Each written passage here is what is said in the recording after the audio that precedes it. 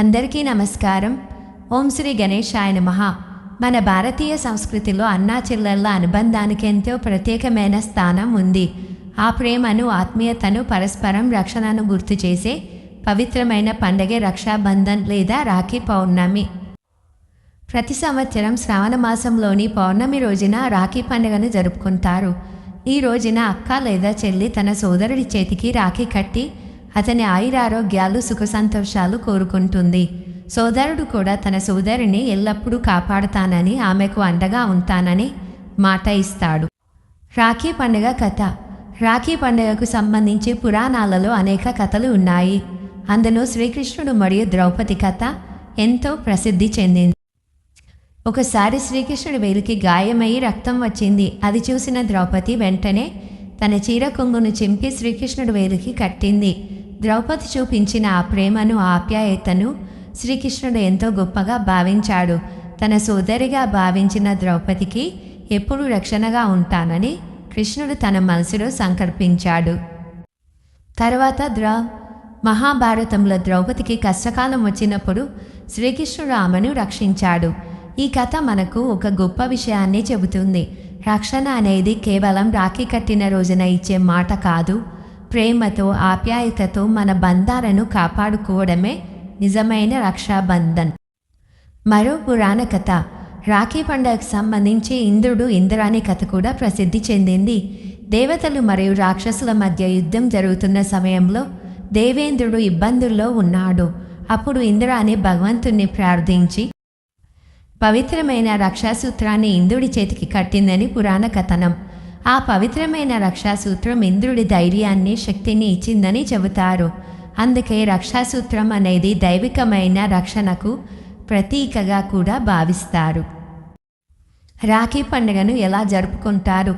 రాఖీ రోజున ఉదయాన్నే సోదరీమణులు స్నానం చేసి పూజా సామాగ్రిని సిద్ధం చేసుకుంటారు. ముందుగా దేవుడిని పూజించి సోదరుడికి హారతి ఇస్తారు. తర్వాత అతని నుదుటిపై కుంకుమ లేదా తిలకం పెట్టి మిఠాయి తినిపించి కుడి చేతికి రాఖీ కడతారు. సోదరుడు తన సోదరికి ప్రేమతో బహుమతి ఇచ్చి ఆమెకు ఎల్లప్పుడూ అండగా ఉంటానని మాట ఇస్తాడు.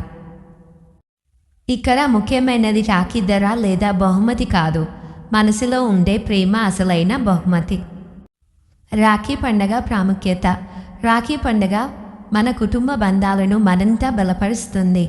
ఈ రోజున చిన్ననాటి జ్ఞాపకాలను గుర్తు చేసుకుంటారు. అన్నా చెల్లెళ్ళు కలిసి ఆనందంగా గడుపుతారు. దూరంగా ఉన్న సోదరులు, సోదరీమణులు ఫోన్ ద్వారా లేదా వీడియో కాల్ ద్వారా కూడా తమ ప్రేమను పంచుకుంటారు. కాలం మారుతున్న, జీవన విధానం మారుతున్న అన్నా చెల్లెళ్ళ ప్రేమ మాత్రం ఎప్పటికీ ప్రత్యేకమే. రాఖీ మనకు మరో ముఖ్యమైన సందేశాన్ని కూడా ఇస్తుంది. ఒకరికొకరు అండగా ఉండాలి, కష్టాల్లో ధైర్యం చెప్పాలి, సంతోషాల్లో కలిసి ఆనందించాలి, కుటుంబ బంధాలను గౌరవించాలి. రాఖీ కట్టేటప్పుడు గుర్తుంచుకోవాల్సిన విషయం. రాఖీ కట్టేటప్పుడు సోదరి తన సోదరుడి ఆరోగ్యం, ఆయురారోగ్యాలు, అభివృద్ధి, సంతోషాల కోసం భగవంతుణ్ణి ప్రార్థిస్తుంది. సోదరుడు కూడా తన సోదరి సంతోషంగా, ఆరోగ్యంగా ఉండాలని కోరుకుంటాడు. అందుకే రాఖీ కట్టడం అనేది ఒక అందమైన ప్రార్థన మరియు ప్రేమకు ప్రతీక. ఈ పండుగ మనకు ఇచ్చే సందేశం. రాఖీ పండుగను కేవలం అన్నా చెల్లెళ్ళ పండుగగా మాత్రమే కాకుండా మన జీవితంలో ఉన్న విలువైన బంధాలను గుర్తు చేసే రోజుగా కూడా చూడాలి. మనకు సహాయం చేసిన వారిని గుర్తు చేసుకోవాలి. మన కష్టాల్లో తోడుగా నిలిచిన వారికి కృతజ్ఞత చెప్పాలి. మన కుటుంబ సభ్యులతో ప్రేమగా మాట్లాడాలి.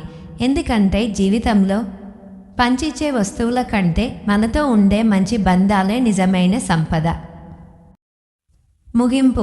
అందుకే ఈ రాఖీ పౌర్ణమి రోజున ప్రతి సోదరుడు, ప్రతి సోదరి ఒకరికొకరు ప్రేమను పంచుకుందాం. రాఖీ కట్టే చేతుల్లో ప్రేమ ఉండాలి. రాఖీ కట్టించుకునే చేతుల్లో బాధ్యత ఉండాలి. మనసుల్లో ఆప్యాయత ఉండాలి. కుటుంబంలో సంతోషం ఉండాలి. ఈ పవిత్రమైన రక్షాబంధన్ సందర్భంగా ప్రతి అన్నా చెల్లెళ్ళ బంధం మరింత బలపడాలని, ప్రతి కుటుంబంలో ఆనందం, ఆరోగ్యం, ఐశ్వర్యం నిండాలని భగవంతుణ్ణి ప్రార్థిద్దాం. అందరికీ రాఖీ పౌర్ణమి శుభాకాంక్షలు. మీకు ఈ వీడియో నచ్చితే లైక్ చేయండి, మీ కుటుంబ సభ్యులతో షేర్ చేయండి. ఇలాంటి మరిన్ని భక్తి పండుగ విశేషాల కోసం మా ఛానల్ని సబ్స్క్రైబ్ చేయండి. శుభం భూయాత్.